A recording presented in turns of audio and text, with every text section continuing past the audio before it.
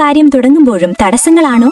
ഈ മന്ത്രം ജപിച്ചാൽ ഏത് വിഘ്നവും മാറിക്കിട്ടും. പുതിയൊരു ബിസിനസ് തുടങ്ങുമ്പോഴോ ജോലിക്ക് പോകുമ്പോഴോ പരീക്ഷ എഴുതുമ്പോഴോ ഒക്കെ അവസാന നിമിഷം കാര്യങ്ങൾ നടക്കാതെ പോകുന്ന അവസ്ഥ നിങ്ങൾക്കുണ്ടായിട്ടുണ്ടോ?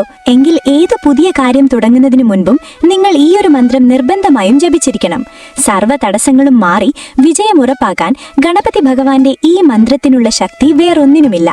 മന്ത്രം ഇതാണ്: ഓം വക്രതുണ്ട മഹാകായ സൂര്യകോടി സമപ്രഭ നിർവിഘ്നം കുരു മേ ദേവ സർവകാര്യേഷു സർവദാ. മന്ത്രം എങ്ങനെ ജപിക്കണം?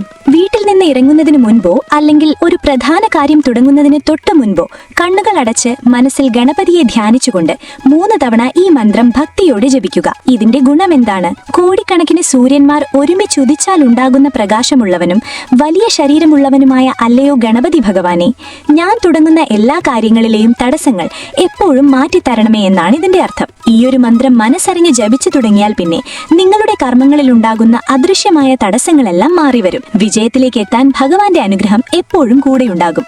പൂർണ്ണ വിശ്വാസത്തോടെ ഇതൊന്ന് പരീക്ഷിച്ചു നോക്കൂ. താഴെ കമന്റിൽ ഓം ഗം ഗണപതയേ നമഃ എന്ന് കുറിക്കുക.